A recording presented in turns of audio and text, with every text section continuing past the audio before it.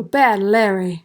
What's up, everyone, and welcome to the Bad Larry Kingdom. I'm your host, Bad Larry, and today's episode wraps up the little two-issue X Factor adventure with X Factor number 42, where our mutant heroes travel to London, England, to save Thomas Jones, a mutant with the Midas touch. But first, let's rate that cover. In the last two issues, Arthur Adams has done the pencil work.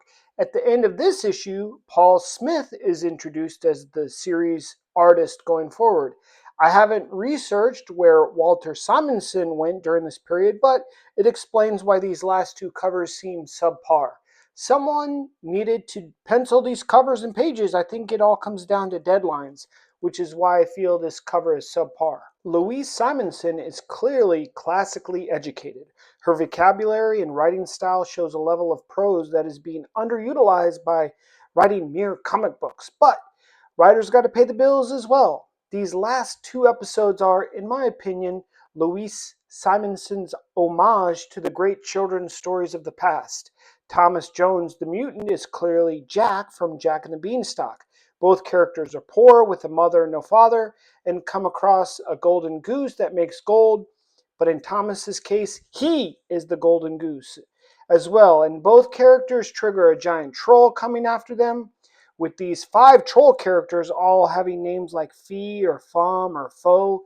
This is how Louise Simonson can make her impact by connecting an old fable with a new one. Well, new at the time. The 5 trolls got the better of X Factor and used gold chains to tie them up, even though these chains don't look gold, they should be. But like I said last episode, X Factor gets themselves in these kinds of binds all the time. It usually doesn't last too long.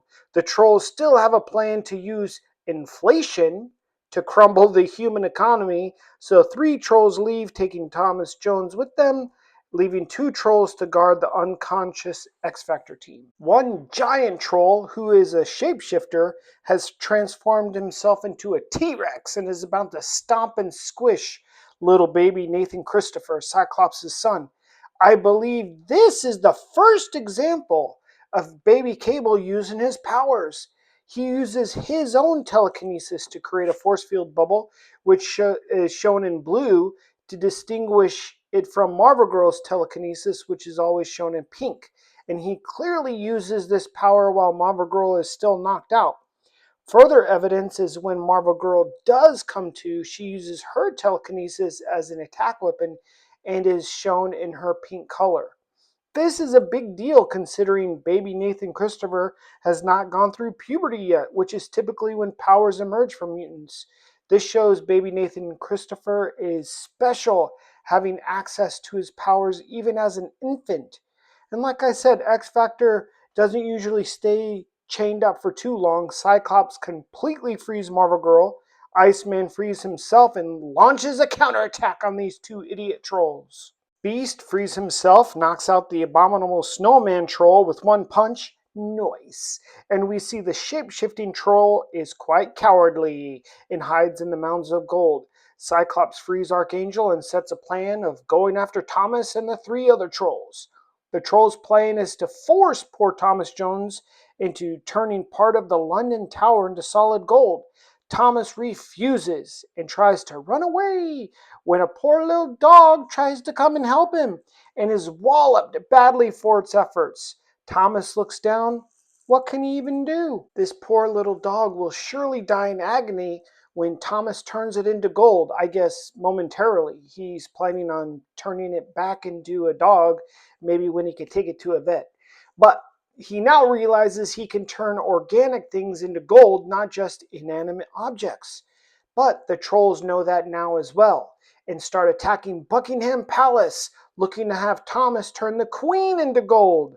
The palace guards attack, but their little rifles do absolutely nothing to the trolls but annoy them. However, Thomas notices the light from the cop's car do affect the trolls and realize these trolls do everything at night. So sunlight is their biggest weakness. As the trolls start to flee, X Factor catches up and start their counterattack on these trolls. But now it's 5 against 3. Archangel smartly cuts the magic carpet in half and Iceman puts a huge ice ball on the flying troll, weighing it down so much it can hardly fly. And The sun is about to come up. These trolls are losing worse than Kamala Harris in the 2024 election. X Factor, keep battling these trolls and force the battle out of the air and back on land. They're making headway, people. The sun is about to come up and the trolls run away underground where they have a bit of an advantage. Thomas screams out to blast a hole in the ceiling that allows the light to come in, but Cyclops refuses. He doesn't know what is above ground. It's too risky. There could be civilians up there. They have to attack the old-fashioned way. Iceman puts up an ice wall, but the trolls are too strong and bust right through it. Thomas is considering turning these trolls into gold, but is afraid that he won't be able to turn them back. I mean, he isn't a murderer. He's just a teenage kid. The two idiot trolls join their friends, so now it's back to 5 versus 5. As the shapeshifter transforms into what looks like King Kong, Thomas tells Cyclops he knows where he is. He's by his house. It's safe to blow a hole in the ceiling, which Cyclops does. Unfortunately, it is London, known for its constant rain, so no sun, which forces the battle to rage on. This time, one troll busts up from the underground into the home of Thomas Jones in order to snatch up his mom. The trolls plan to use Thomas's mom as a hostage and leverage and force Thomas to do their bidding. At this point, enough is enough. You start bringing mamas into it, you cross the line. Thomas has no choice. He turns the two main trolls into solid gold. It had to happen.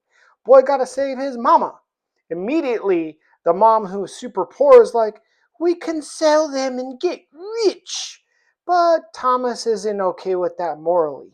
So X Factor comes up with another plan on where to put the giant trolls. Because the sheer size and weight of these darn golden trolls, it requires X Factor to move them into Hyde Park. They can't just keep the trolls as gold, though. It would cause too much of a ruckus with the general public. So Thomas transforms them into lead. You see, Thomas has true alchemy powers. He's able to transform things into any element, not just things into gold. Thomas isn't interested into moving to America or to become an X-Man or join X Factor or any of that. His plan is just to stay laying low, keep his powers hidden. He's going to stay in London and go to college. So X Factor's like, all right, fine. And then they head back home. I like long form, multi issue storylines, but I also like these mini stories, 2 issues long typically, and then on to the next adventure. It's fun. We were exposed to a new mutant and new villains and these 5 trolls. It is creative, simple, and entertaining. But let me know what you think down in the comments below. Make sure to like the video, hit subscribe, and until then, peace.